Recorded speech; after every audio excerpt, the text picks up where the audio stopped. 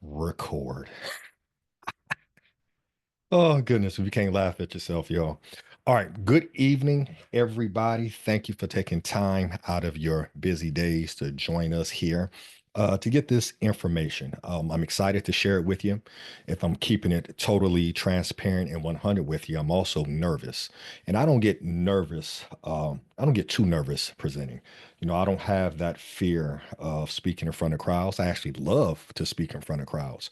But this particular time with this particular webinar, and I've done a ton of webinars in my lifetime, I have a certain level of angst, certain level of nervousness. And I had to take a step back and ask myself, like, hey, Perry, why do you have this level of nervousness? Like, that type of nervousness you have before a big game, right? And and when's the last time you felt this way? And the last time I felt this way, y'all, was during the pandemic. And it was a time when people were stressed out, people were nervous, people were just flat out scared, and they didn't know what was going to happen, right? And I remember during that time, I decided to just go all in on all things pandemic. So our podcast, Cash Flow Unlocked, actually started with me recording Facebook Lives every day. And I said, I'm going to do this every day until this thing is over with. So I didn't do it every day till this thing was over because I had no idea it was going to last that long. But I bet you I probably recorded probably 60 straight days. And those 60 straight days turned into our podcast. But during that time, I did some webinars.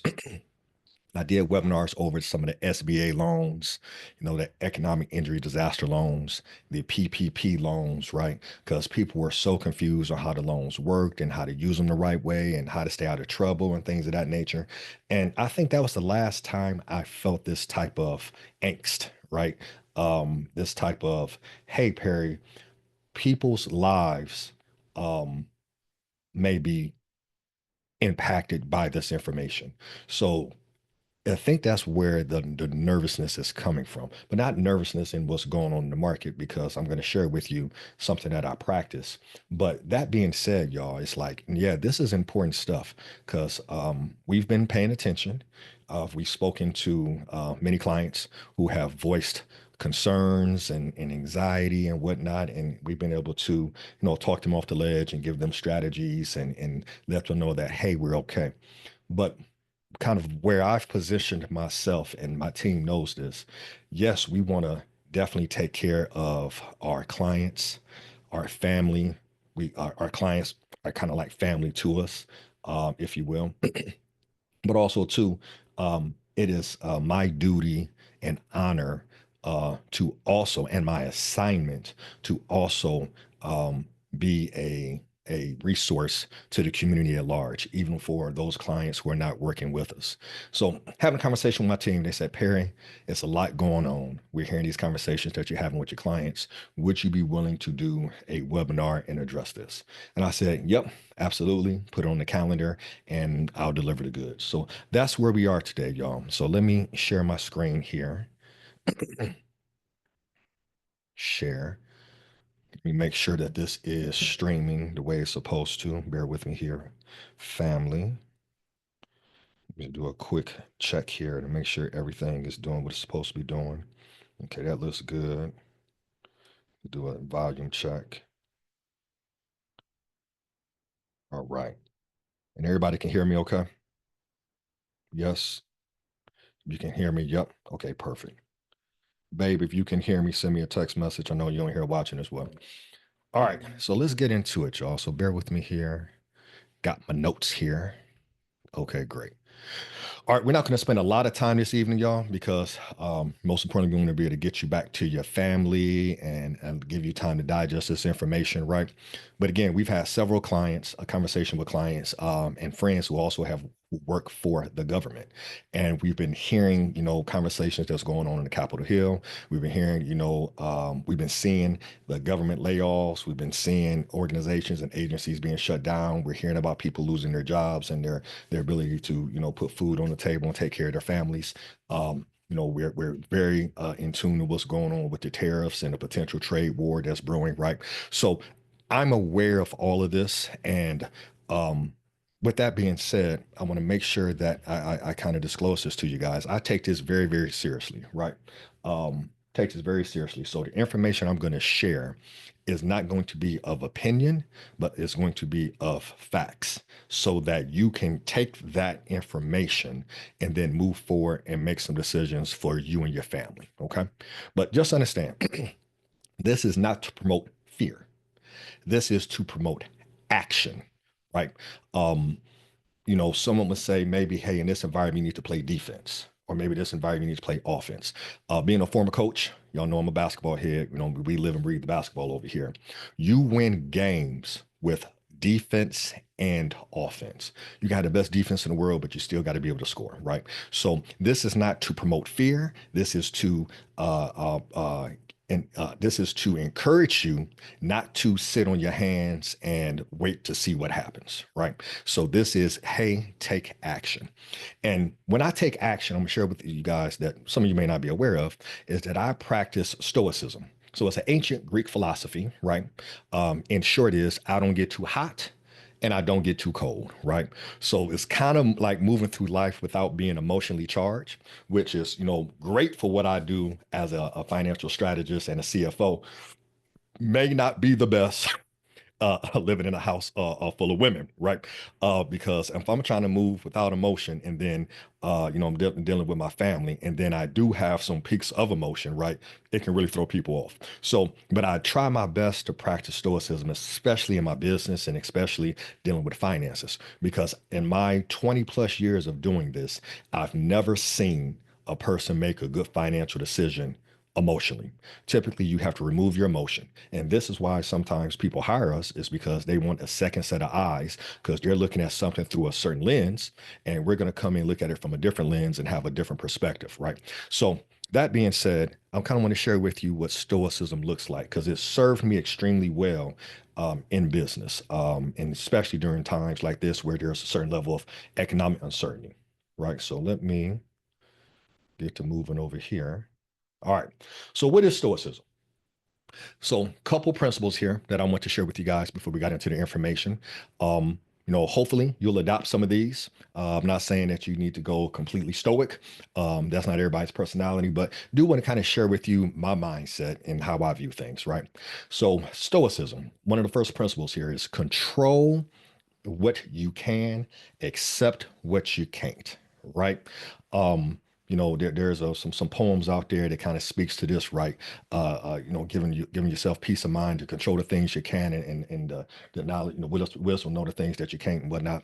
So don't stress over external events. Focus on your mindset and your actions, right?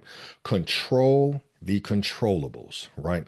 There are some things going on right now that is out of your control, that are out of my control. But we can spend a lot of energy focus on the things that we can't control, or we can take that energy and focus our minds and actions toward things that we can. Next one here is practice virtue. The highest good is living according to wisdom, courage, justice, and temperance, right? So when we kind of break down, wisdom and learning from past experiences, and courage and being courageous, and justice, and thinking about equality and temperance and patience and things of that nature. During times like this, you want to be empathetic towards what people are going through, right? Not, hey, I feel this way, and if this is happening to you, it's not happening to me. That's your problem, right? No, this is a time for us to practice high virtue and really, really connect with our fellow humans, because all of us are dealing with some type of, stress, especially when it comes to the economy and things of that nature. All right, memento mori, right? Remember, you will die. I know that's kind of like, oh, Perry, you're going there. Hey, here's the deal. I'm gonna cover serious content, but if you know me well enough and you've been on any of my webinars or you're a client, I try to keep things light so you can receive them, right?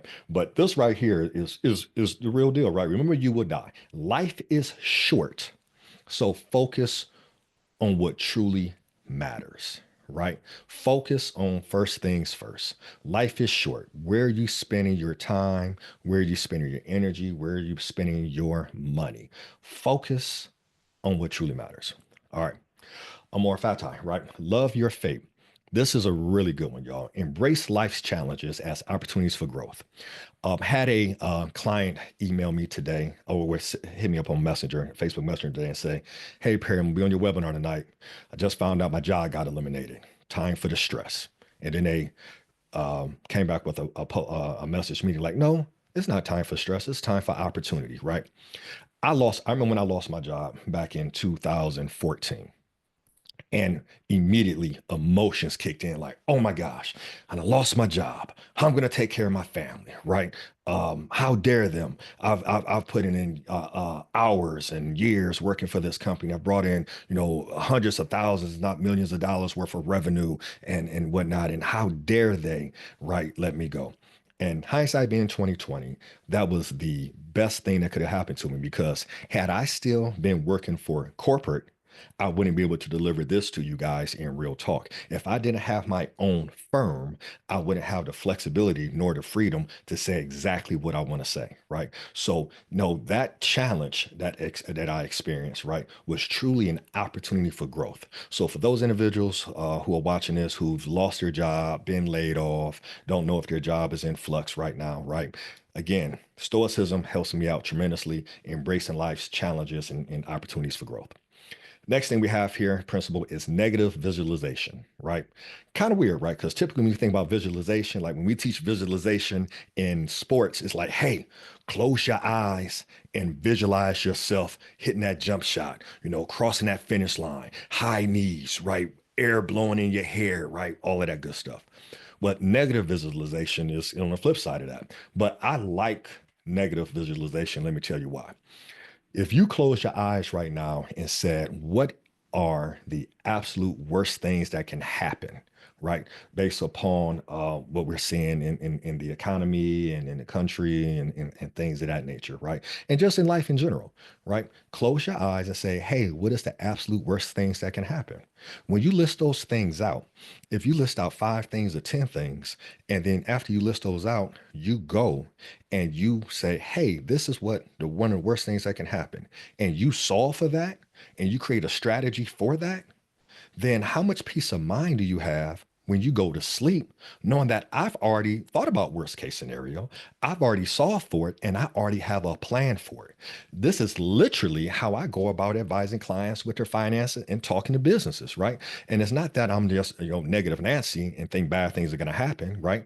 Again, but I'm not too hot and I'm not too cold, which makes me really good at what I do. It's like, okay, what's the worst case scenario here? If we solve a worst case scenario and also plan, what I'm saying, from an optimistic standpoint, how can we lose?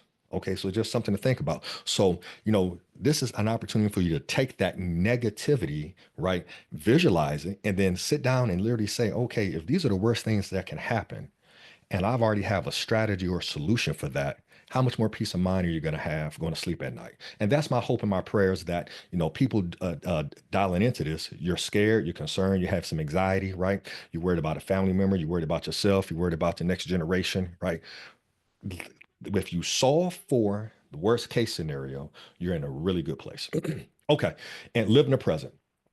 Don't dwell in the past and or worry about the future, which is kind of interesting, right? You don't hear that too much coming from your traditional financial advisor. Hence why I go with financial strategist versus financial advisor, right? You can't fix what happened in the past, but you can learn from it. And if you're sitting all day worrying about the future, then you're missing opportunity to really enjoy the present, right? So again, just want to kind of share with you how I'm wired and how I go about things, and hopefully you can take one or a couple of these principles and apply it to your life as well. Because let's call it what it is. In order to navigate financial uncertainty, is not about, ooh, what's the winning strategy? It's about, do I have the right mindset to navigate? All right, let's jump into it, y'all. What you will learn today, you will learn proven strategies to navigate uncertain times. No fluff, no BS, no, oh, this is Perry's opinion, right? No, I'm going to give you like real stuff, tangible stuff. So we're going to cover retirement plan choices. You know what to do with some of those retirement plans.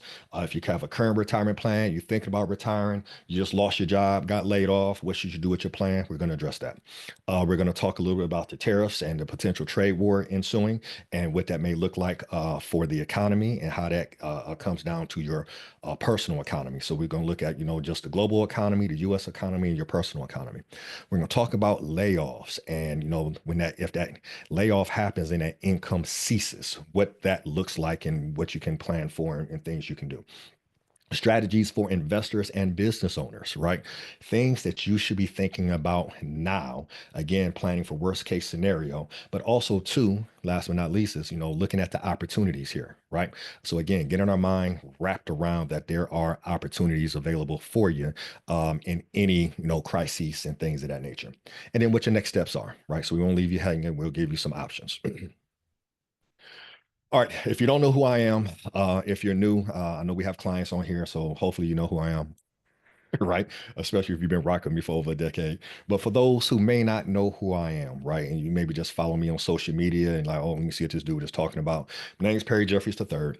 I have 20 plus years of experience in financial service, and all 20 plus of those years have been advising clients. I've made it through, 2000, 2003 when the tech bubble burst, made it through 2007, 2009, when we saw the real estate and stock market crash simultaneously. You know what I'm saying? Some people call that the Great Recession, right?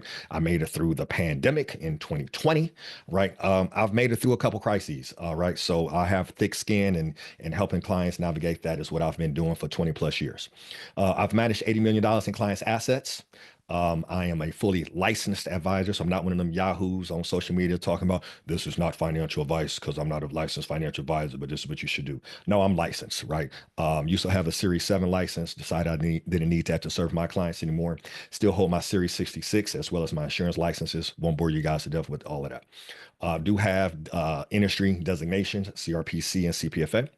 I'm a master level certified profit first professional, which means I know how to create permanent profitability for businesses. And I'm also too part of the John Maxwell Global Leadership Team in areas of personal growth and development. If you didn't know, I've done leadership trainings for Coca-Cola as well as a global training for Amazon. And I'm a two-time millionaire. What does that mean? It means that I'm not on here talking about, hey, I don't make mistakes. Trust me, I've made plenty of financial mistakes. I've been a millionaire on paper with real estate and lost it all and had to hustle back to get back to seven-figure status again. So, for those individuals like, man, I don't know if I'm going to talk to an advisor because I'm going to be embarrassed when they look at my finances because I got some debt or I made some bad decisions. Trust me, you're not going to show me anything that I haven't seen already or haven't experienced myself. And also, too, been featured on ABC 6, had a standing segment on local Fox 28 called Financially Fit Fridays with Perry. Probably still catch those on YouTube. And went 7 consecutive years being a standing speaker for the Ohio Society of CPAs, where I traveled to the state of Ohio educating bookkeepers, accountants, and CPAs in the areas of cash flow management, profitability, and things of that nature. I share that not to flex in any way, shape, or form. I share that just so you know my credentials and you know that you can have a certain level of trust in the words that are about to come out my mouth because we've been doing this 2 decades. All right, resources for you. You're going to have questions. You're going to want to know next steps. We want you to go over to www.thinklikethebank.com. On that, we're going to have resources for you. We're going to have some PDFs for you. We're going to have an area where you can register for one of our financial freedom boot camps, which we're going to talk about here at the end of this piece, where you can connect with us on social media, listen to our podcast, things of that nature. And you'll be able to visit that periodically as we have updates and continue to roll out additional resources for you and your family as we kind of go through these times. And if you haven't connected with us on social media, please do. And also, too, if you find something of value on this webinar tonight, sharing is caring, right? I guarantee you what's going to happen is you're going to listen to this webinar, watch this webinar, and you're going to be like, man, I wish so and so was on here with me. if I share something with you that's impactful, share it on social media, tag a friend, tag me. We will have this webinar available on YouTube sometime in the next week or so, but just, share the information, right? Um, we're not asking you to share the information because we're trying to get everybody as a client. We don't even want everybody as a client. Everybody's not even a good fit to for us to work with, vice versa, right? Everybody's not going to like our flavor, and that's totally fine. But our job is to share relevant information and truthful information. So, share the information, y'all. All right, sweet. And for those who have registered for the event, I will do a live Q&A at the end. Type your questions in the chat. We will not be bringing anybody on live. So if you do have a question, type it in the chat. My team will work with me to make sure I get those questions answered for you.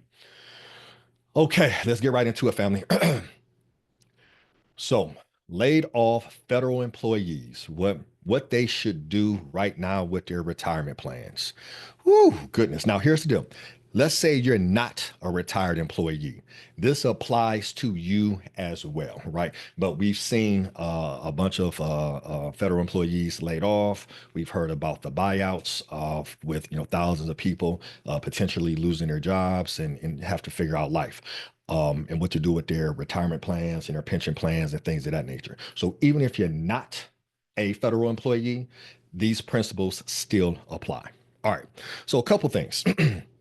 Key problem here. Many federal employees have retirement funds locked into their TSP, that is their thrift savings plan, right?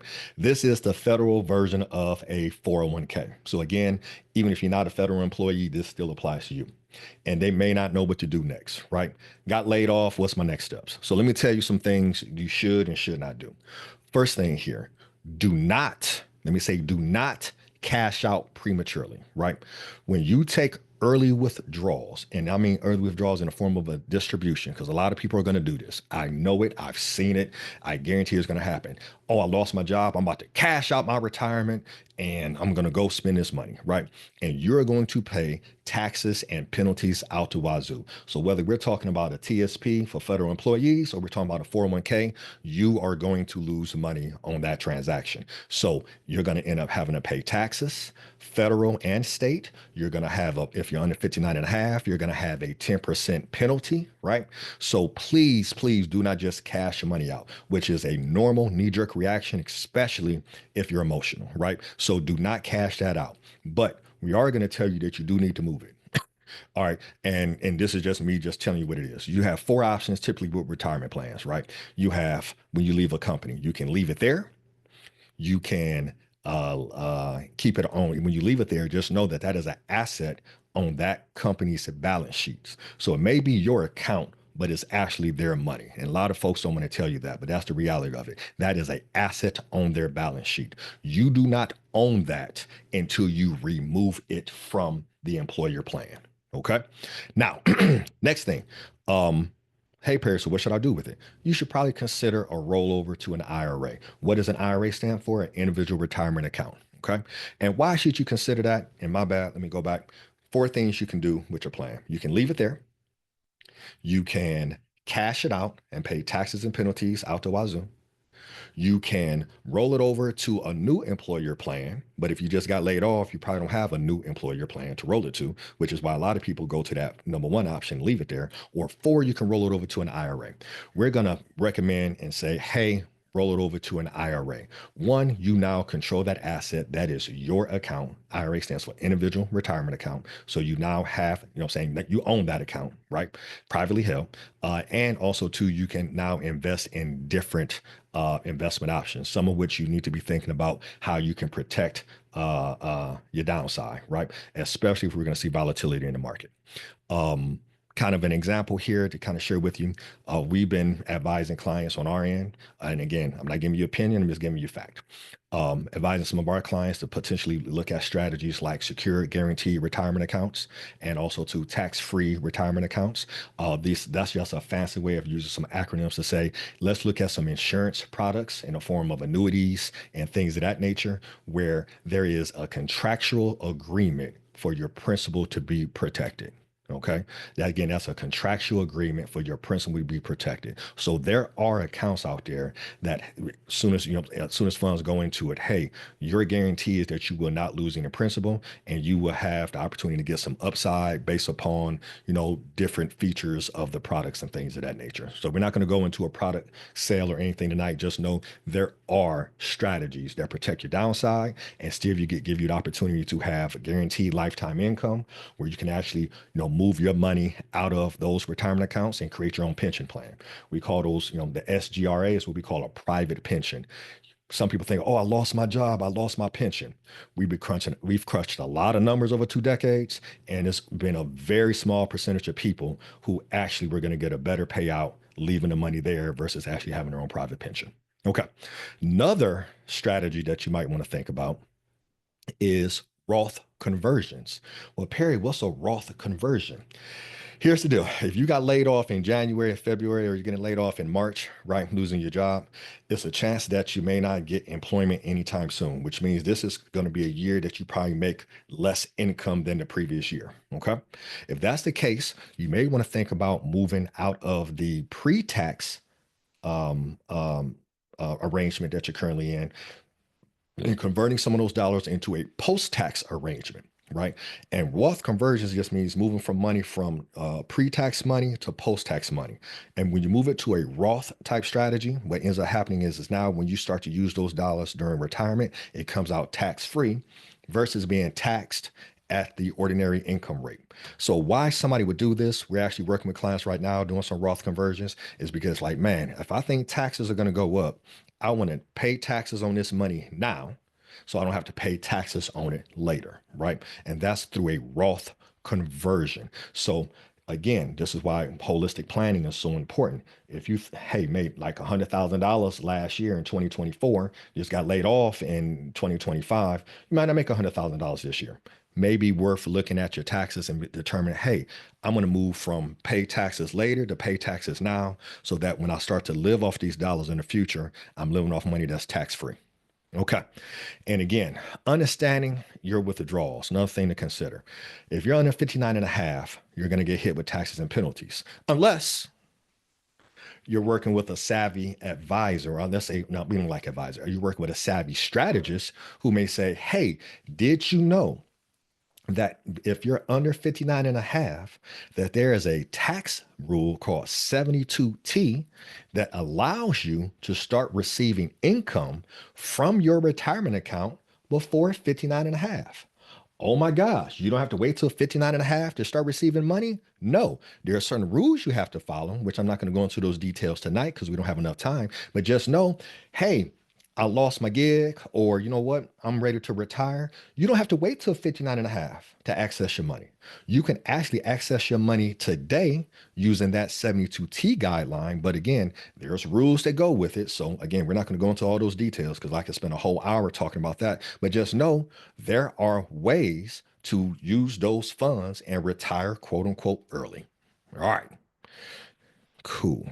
And then also too, with your retirement dollars, you might want to explore some other private wealth strategies. And looking at, hey, if you roll these funds over to an IRA, would it make sense for you to do a self-directed IRA where you can invest in real estate? Would it make sense to, again, we use the example of create your own private pension and let that grow until it's time for you to use the money. So again, you need to be thinking about what to do with those funds. All right, next thing we have here, family, how tariffs and a trade war can impact your money and what you do. All right. So here's the key problem right here. Tariffs, factual here, lead to inflation, right?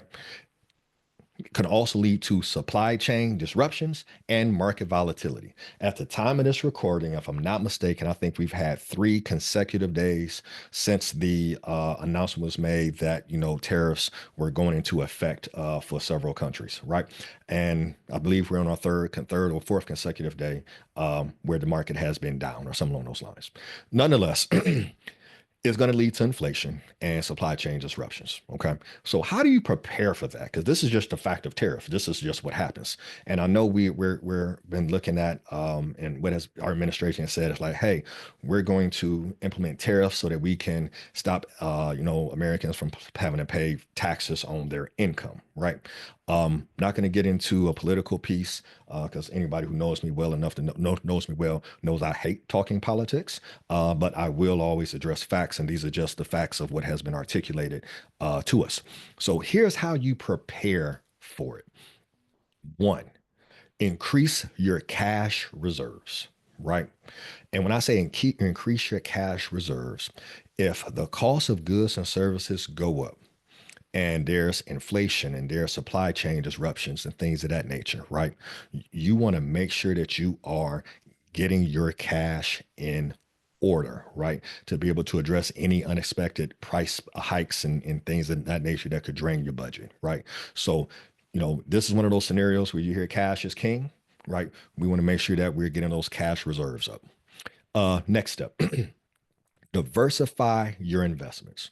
With trade wars, what's created, you're going to see stock market swings, which we're already starting to see. Right. So what you want to do is, look at how you're investing and ask yourself, am I diversified? Am I only invested in one type of asset class? Am I only invested in stocks? Is it now time to now diversify and look at real estate, look at commodities like oil and gold and things of that nature, look at potentially maybe taking some funds and investing in a cash flowing business? Those are things to consider, right? An example of that, when the pandemic was going on, and people were super concerned and things of that nature, and then we had a dip in the market and whatnot. We created a pandemic fund portfolio, if you will, which included real estate, commodities. It included some cryptocurrency, right? And to date, that fund is up pretty well, right? So pat on the back. I don't have a crystal ball. Again, I can't see the future, but I do understand looking at math. I do understand looking at trends, and I know that in times where the stock market may fall out of favor, that you may want to look at other asset classes. Now, I'm not saying completely get out the stock market, right? But this is where you want to make sure that you are diversified.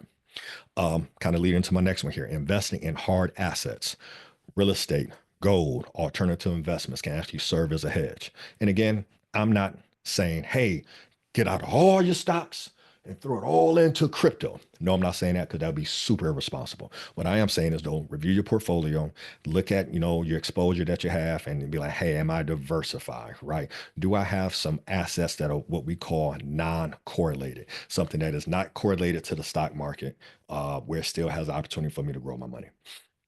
And then also to last one here is avoid over leveraging, right? If we start seeing a rise in interest rates, that could impact your debt payments. So if you had the opportunity to lock in some low interest loans now, you want to take advantage of that in a major way. And last, my apologies, last but not least, think like the bank, right? This is our mantra. This is where I made a evolution. I won't even call it a pivot. Evolution from financial advisor to financial strategist. When I started digging deep into cash flow matters and seeing how banks actually invest their dollars, which is totally different than what they tell us. And I won't say banks, let's just say financial institutions, right? The financial institutions have conditioned us to say, hey, put your money in high yield savings accounts, right? Or put the money in the bank, where a lot of people are earning less than 1%. And then we'll have somebody say, oh, but Perry, my high yield savings account is earning 4. Okay, that's fine. So let's say between 1 and 4%. And some of you are not even earning that, because I've seen some of your accounts and you're earning 0.01% on your savings account at that bank, right? The question is, do the bank keep their money in that same savings account? Absolutely not. So when you start to think like the bank and see where they put their money, banks put up to 25% of their tier one capital, which is money that they cannot lose, into cash value insurance products. You ain't got to believe me, because I know somebody's gonna be like, oh, I don't like cash value, invest in term, no, buy term and invest the rest. We're not talking about investing right here. We're talking about cash management, right? And if you go Google it, go Google BOLI, you know what I'm saying? BOLI, right? That's bank owned life insurance, 25%. I believe, if I'm not mistaken, here if I can quote some numbers, I believe Wells Fargo has 18 billion in bank-owned life insurance. I believe J.P. Morgan has 12 billion, and I think Bank of America has 22 billion, if I'm not mistaken. Google it, fact check me, whatever. I may be off a couple billion, right? Okay, that's fine. But the reality of it is that if you start to think like the bank and see where they're positioning their money, if you think they're letting their money sit in a savings account, they're not doing that. They're putting those dollars where those dollars can be protected and where they still have access to those funds in the form of policy loans where they can go out and buy real estate and cash flowing assets and increase cash flow and profitability. Okay. I do a whole financial freedom boot camp on this. If you want to learn more about that, when you go to that Think Like the Bank website, there will be a link on there for our financial freedom boot camp. You want to learn more about how to use those strategies, register for the boot camp. All right, let's see here. Let's get to our next one, family. Preparing for a job loss. Okay. If you're watching this, it's a chance you may already lost your job, right? So key problem here. Federal layoffs, people must be proactive, not reactive about their financial security. So not just federal layoffs, right? We're seeing agencies and here at Ohio State, we're seeing where a whole department was just recently laid off, their Department of Diversity and Inclusion. All those people just recently lost their jobs, right? So regardless, federal employee or not, and again, going back to that stoicism piece I talked about, preparing for worst case scenario. I know that's not how we like to think, y'all, right? Like nobody wants to think about, oh, what if I lose my job? But you should, right? Even before a crisis, you should think about if I lost my job today, how would I feed my family? Because if you already have a contingency plan, if worst case scenario does come around, you already have a plan, right? Same way with like, oh my gosh, Perry, I don't want to think about dying. Well, if you ain't the second coming, the reality is you're gonna die. Like we shouldn't be talking about death like it's like this. Oh my gosh. No, we're all going to die. I am going to die. And I had this conversation with my family all the time. I'm putting things in place. So not if I die. That blows my mind when people say that. If I die, if you die, no, when you die, because it's not an if, it's just a when, right? So again, planning for worst case scenario. A lot of people being caught off guard because they thought their job would never lay them off. Or hey, I got, job security, I'm working for the federal government until you don't have a job, right? So now they're caught off guard. So now they're scrambling. So let me give you some steps to take. So one, cut unnecessary expenses now, right? Just do it now, right? And the necessities now, if you're going to say that your Starbucks coffee is a necessity and you can rationalize that to yourself, I ain't tripping. Do your thing, right? But unnecessary expenses, this is now where you go through your budget and you be like, okay, is this a positive ROI on what I'm trying to get accomplished, right? And don't trip, y'all, because I'm still going to do vacations. I'm still going to do things, right? I'm still going to take my family out to expensive dinners once in a while, right? But looking at the budget, is there any fat you can trim, right? So align your lifestyle with your essential spending. If you don't know what's about to happen, I had the same conversation during the pandemic. I'm actually getting chills because this was something I rolled out with when the pandemic hit and people didn't know whether or not they're going to go back to work. This is an opportune time to look at your budget and be like, why am I paying for two subscriptions? Real life example. Me and my wife was having this conversation. It's like, hey, we need to look at the numbers, babe. We were both paying for Audible, like the audio book piece. Why are we both paying for Audible?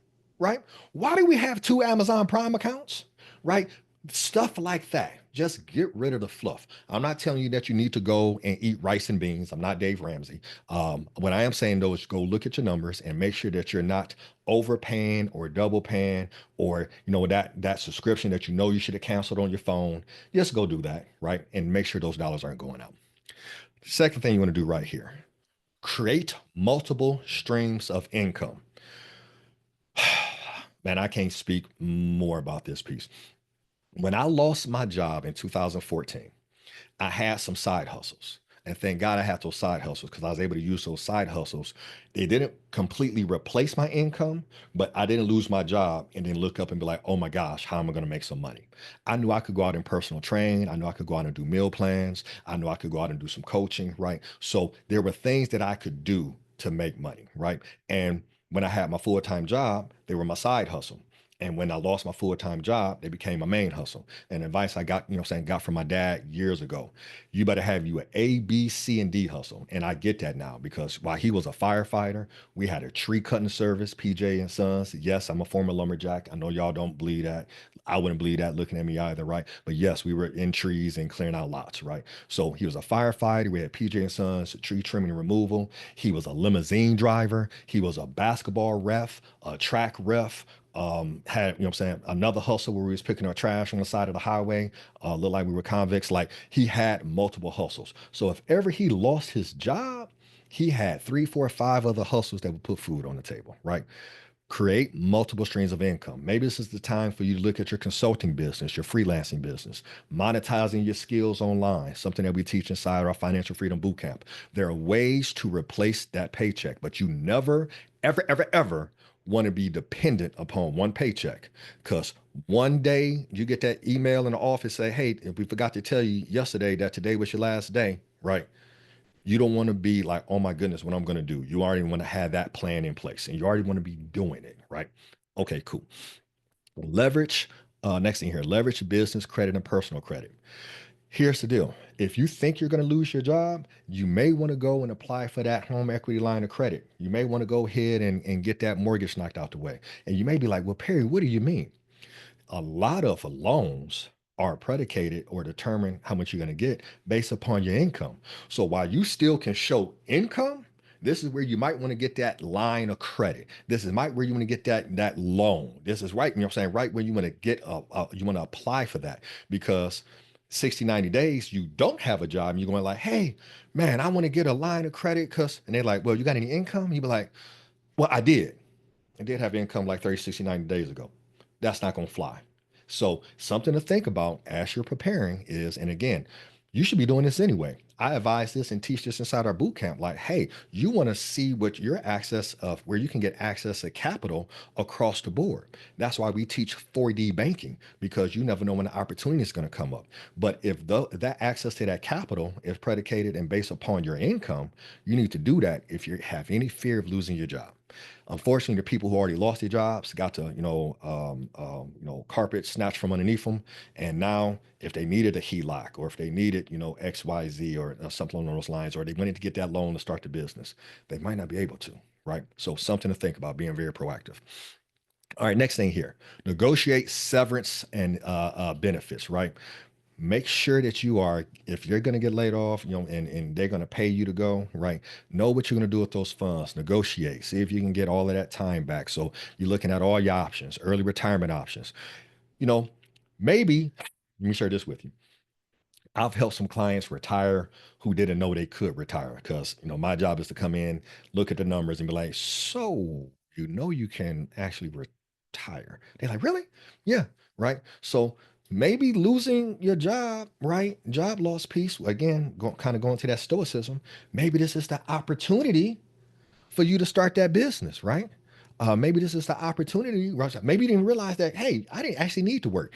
Like real talk, I had a client one time when we crunched the numbers, they were losing money working versus being retired because we was going to have more money coming in through the cash flow strategies that we were putting in place than they were actually making. They was like, oh my gosh, Perry, I'm actually losing money here.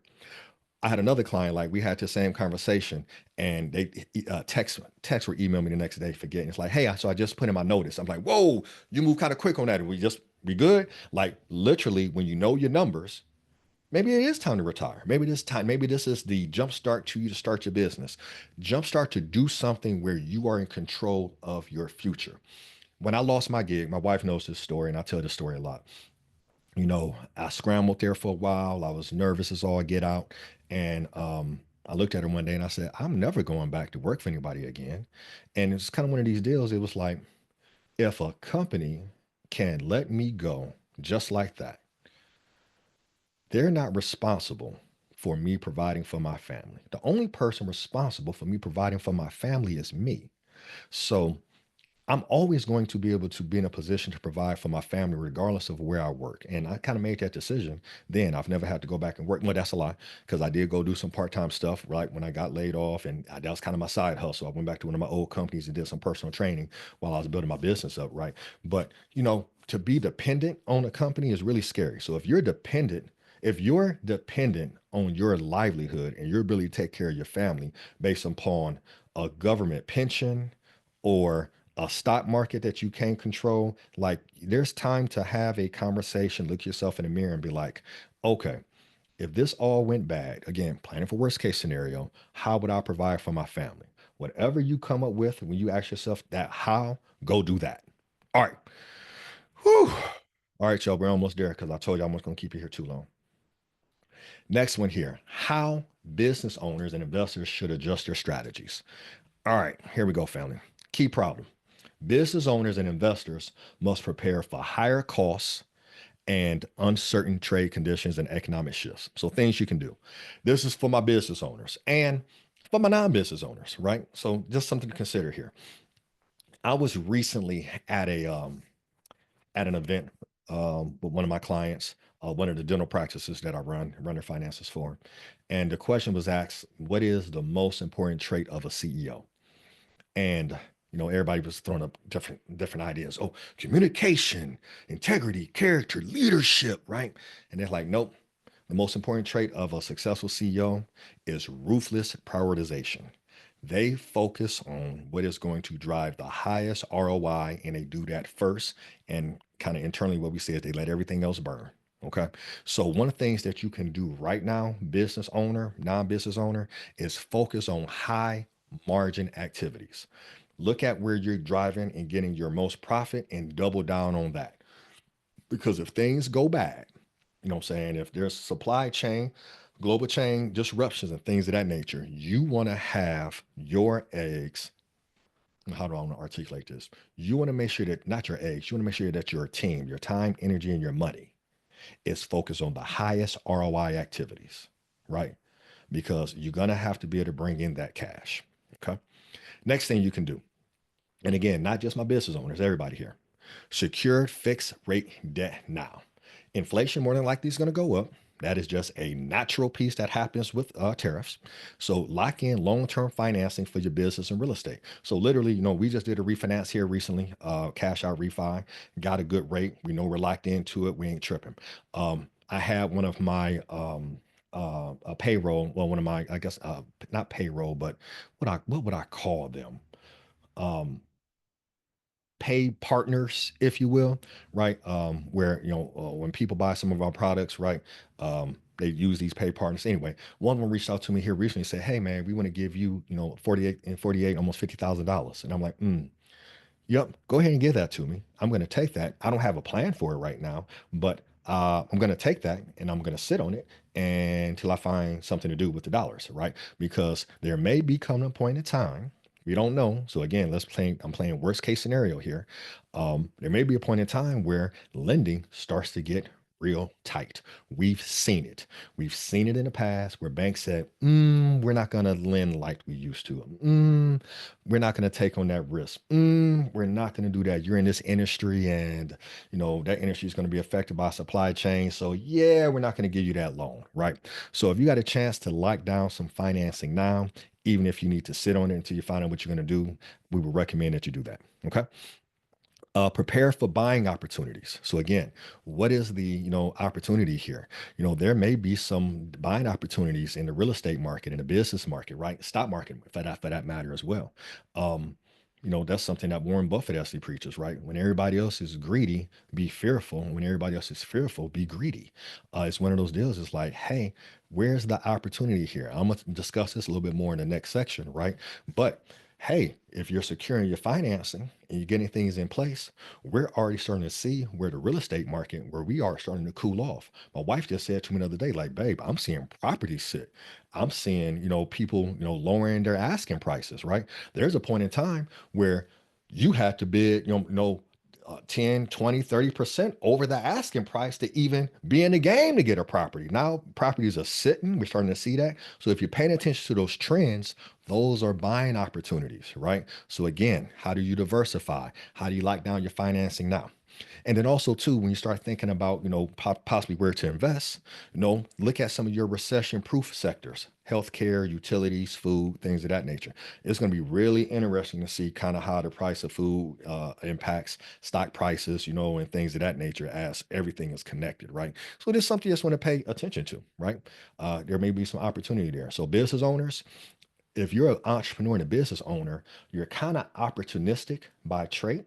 So what you want to think about is like, if there's some opportunity coming up, let me jump on that. Let me position my finances now to jump on that. Let me get hella lean, super lean, right? And again, if you're not a business owner, I'm gonna tell you now, you are a business owner because the most important business you'll ever be a part of is your house. So you're the CEO, CFO, and COO of your house, right? So you may want to be thinking about these things as well.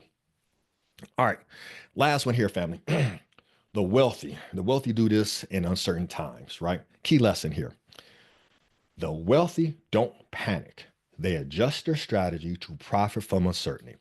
So again, I share with you guys. I don't get into politics. I absolutely hate politics. So I don't care who's elected in office.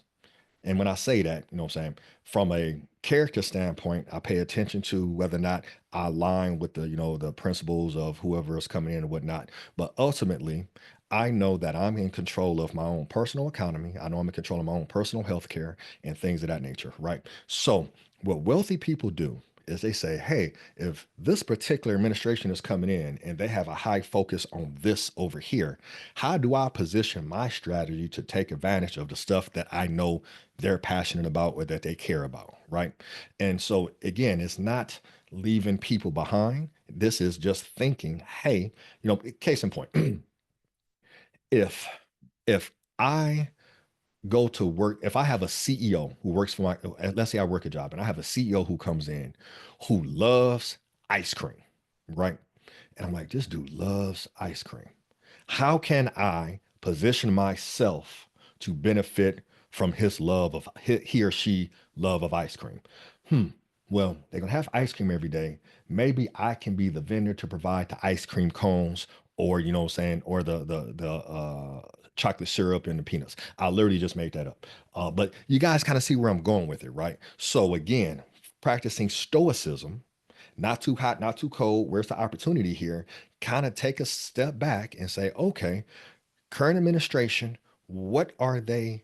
What do they care about? What are the initiatives are they driving? And how can you position your personal finances to be able to take advantage of? Right.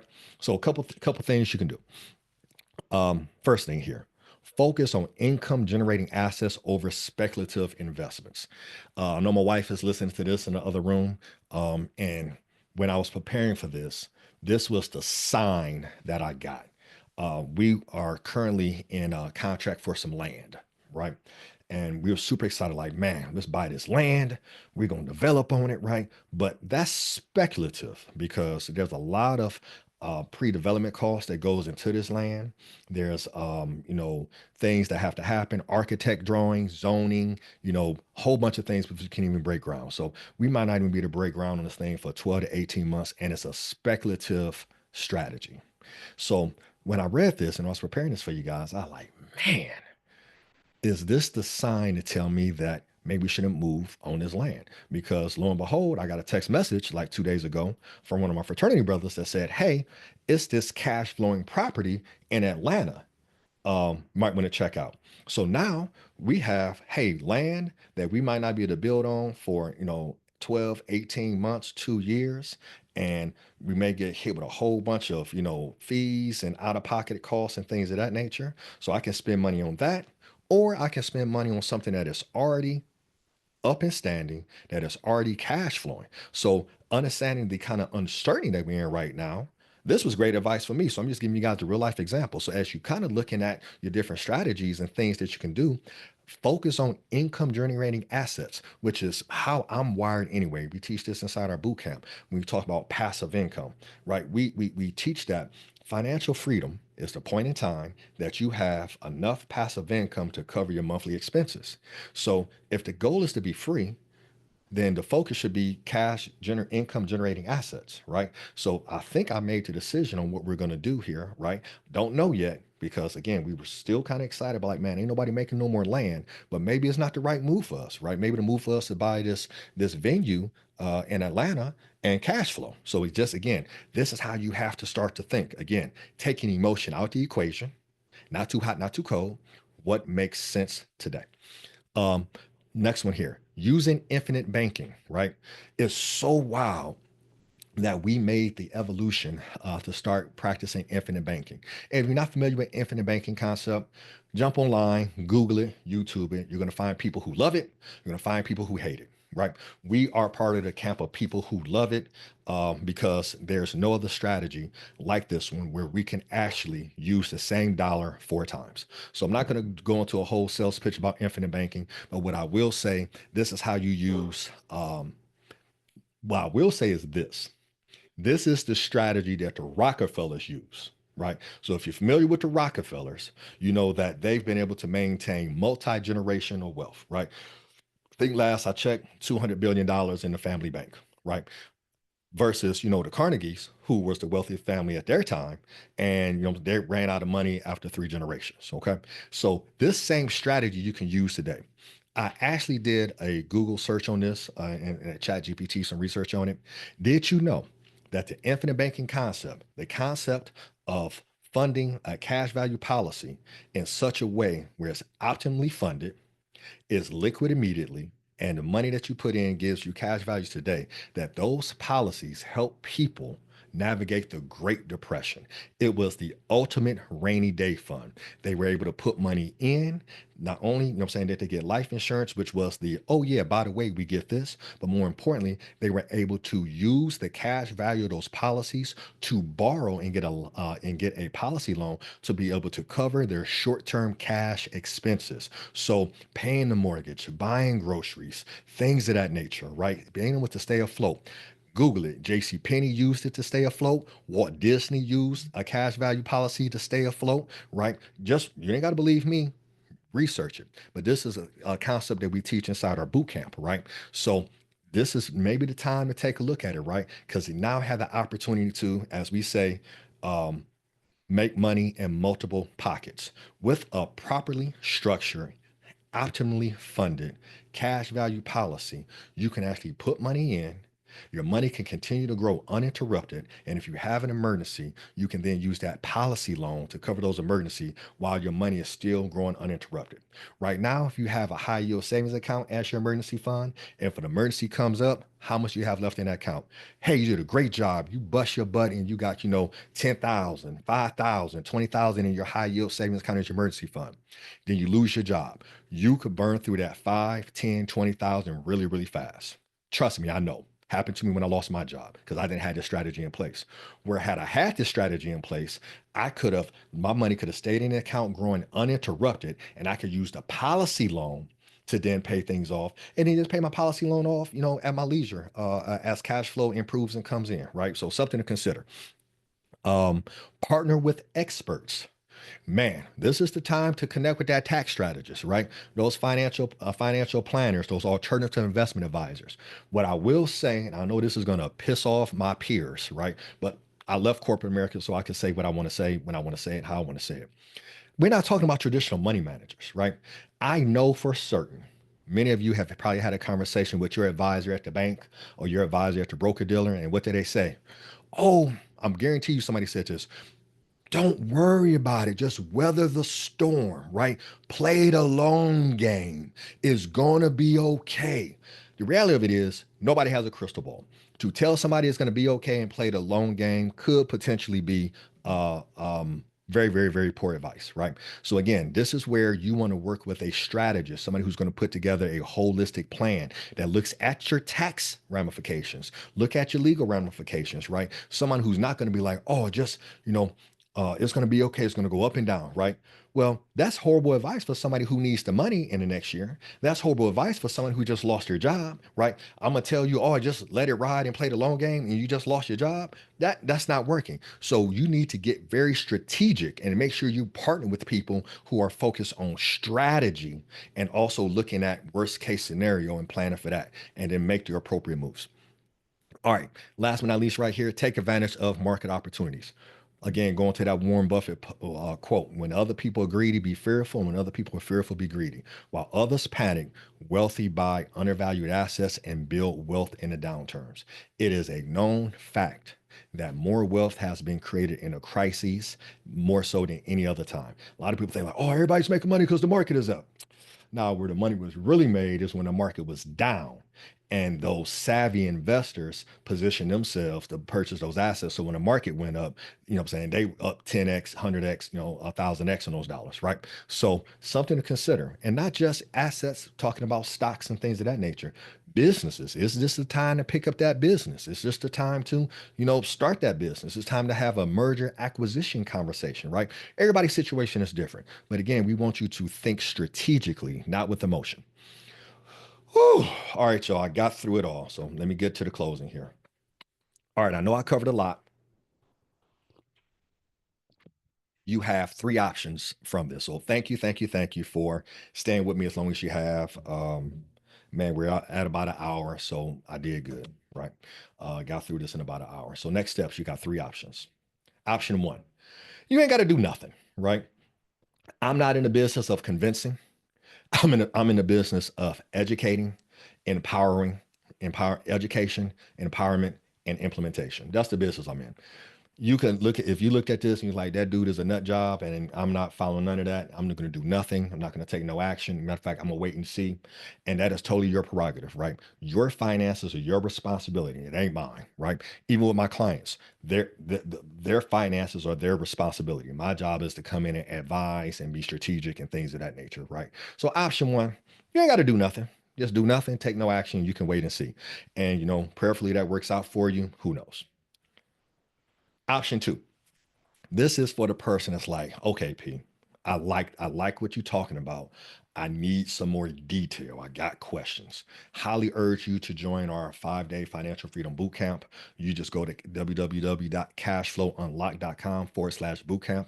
We actually have a bootcamp starting here on Monday. Highly recommend that you take advantage of it. And if you're watching this recording, we typically do a bootcamp a month. So regardless of when you're watching this, if you're watching this on YouTube or recording, whatever the case may be, go to that website, www.cashflowunlock.com/bootcamp, and it'll show you the date of the most current bootcamp. This is where we go into 5 days of how to think like the bank. We break down our wealthy framework, which is our 7-step process on how to set up your finances the same way that the Rockefeller set up their finances so that you can be in a position to take advantage of investment opportunities, so you can sleep good at night and not have anxiety about what's going on in the market and legislation and politics and things of that nature. So if you haven't attended one yet, well, even if you have attended one, because each boot camp is a little different, because as I get smarter, as I get exposed to more information, I share that in the boot camp. So you can attend the boot camp every month if you want to, right? But definitely go there and get the information, sign up, register. If anything I share tonight, registered with you, I'm sorry, resonated with you, and you're like, yo, I need more information. 5 days, 2 hours a day. It is called a challenge for a reason, because we're going to challenge you to be engaged over 5 days. And you're going to have 1 hour of live Q&A with me where you can bring every question. So if I cover something on here, you're like, well, okay, Perry, I'm going to talk about my TSP. I'm going to talk about my 401k. I'm going to talk about my investments. I'm going to talk about my real estate. I'm going to talk about my business. If you register VIP, with the VIP, you'll have a whole hour to ask me any questions that you want to ask. And then our general admission is you don't get the live Q&A, but you do get the information. And also, too, you're provided with a workbook so you can start to implement this in your personal finances, right? So this is for the people like, man, I want more information. Talked to my team this morning. I told them, I said, we need to offer an option three. Okay. Typically, we don't offer multiple options on a webinar. Usually it's the one call to action, because we don't want to confuse people, but this is the reality of it. There are some people who are super concerned right now. And, you know, Maybe they're like, the boot camp sounds great, Perry, but I got stuff I need to talk to somebody about right now. Okay. And again, we may or may not be a good fit for you. We don't know. But what we are offering to you for attending the webinar, if you need to take immediate action, like you have an urgent matter going on, I would be, I wouldn't be me to be like, oh, well, you're stressed out and losing sleep and hair falling out your head and can't eat because you got, oh, just go through the boot camp and learn more. If you have an immediate action and you need to take immediate action because something is going on right now that you can't sleep about, go here, go to mycfo.ask.me/financial freedom strategy.call. You got to have all the hyphens in there. Screenshot it, take a picture of it, get on our calendar. We'll have a conversation with you. Come in with your concern, your immediate action or concern that you have. We'll spend 15 minutes together and get you pointed in the right direction. If that is talking to somebody on our team to get you set up and get some money moved for you, we will assist you with that. If you want to get your money out of a old retirement plan and create one of your own private pensions, we can have that conversation, right? So if you have an immediate need, use that link to get a 15-minute consult with us so we can point you in the right direction and get you some peace of mind, right? Because one of the biggest stressors on people is their finances, right? Like their health and their finances and their relationships, right?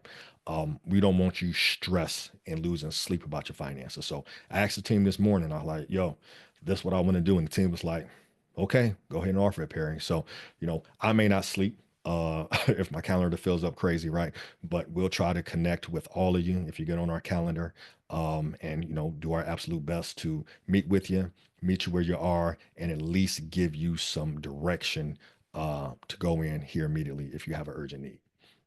Okay, family. That's all of the call to actions. Now we're about to go into our Q&A. So let me stop the share here. And I'm gonna jump in the chat and see if there are any questions.